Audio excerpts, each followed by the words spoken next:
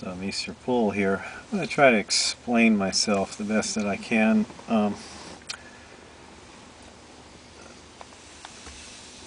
What happened to me, what really made me change my mind more than anything else, as far as regard to a vegan diet practice, vegan, the concern about the animals and the animal well-being.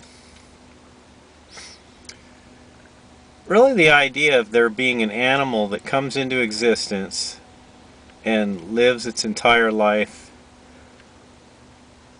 so that you can feel the taste of the animal, eating the animal, cooking the animal, smelling the animal, eating the body parts of the animal, and being satiated with that in your body, and being having that it's a nutritional bodily experience. So it's really not so much that it is that, okay, there's a spectrum, I believe, that, okay, you can say, well, I went to the store and I had choices. I had three choices. I had either the factory farm chicken, which was the cheapest one.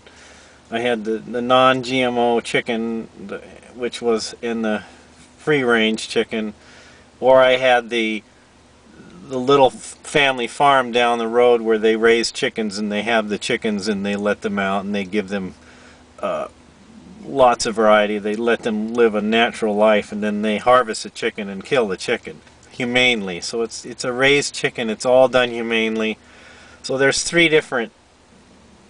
There's a range, or there's a spectrum of what that animal had to go through in order for it to end up in your, to be part of your to be digested.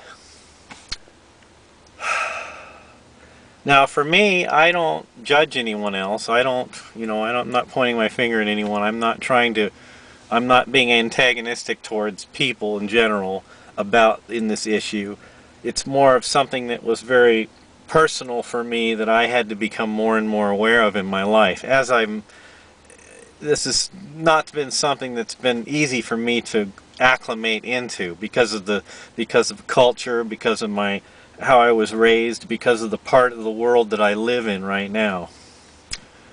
It has become a little bit more easier, this choice, because of the food varieties that are made available at the supermarket. I can go to the supermarket and I can get like meat substitutes, and I can get non-dairy products, and different kinds of vegetarian dishes that don't have any animal products in them, that are flavorful, and I can have a variety of food in that regard today, whereas when I was in my 20s, in the 70s and 80s, these kinds of choices weren't that readily available, as much as depends upon where you live too. If you live in a tropical climate, if you live in India, or you live in a part of the world where it's culturally more acceptable for people to be vegetarian, then of course it's going to be easier for you to make that choice.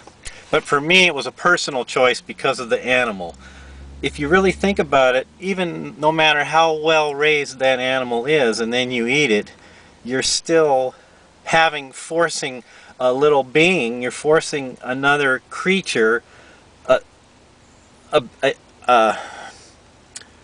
a being, you're forcing it to have to exist in this world, on this planet, so that you can eat it.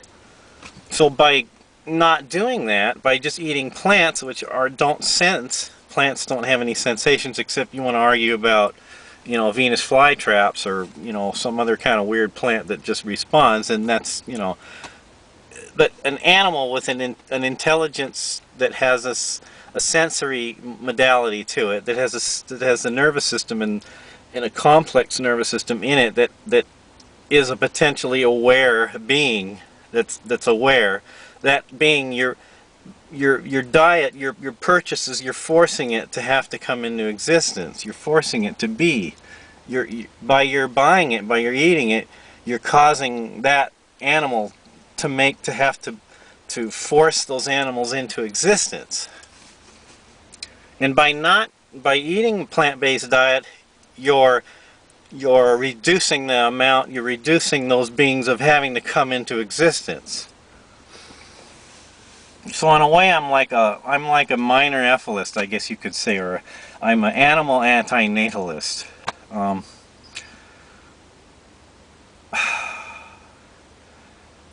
But this is not something that I've just that was easy for me to get into. It hasn't been some in my life. I've thought about it a long time, and it's bothered me a long time. It's, you know, I've got a few times where I went and I said, what the hell, you know, I'll just go back to eating meat, doesn't matter. And I started eating meat again, and then really started bothering me, getting on my conscience. I was having nightmares, and so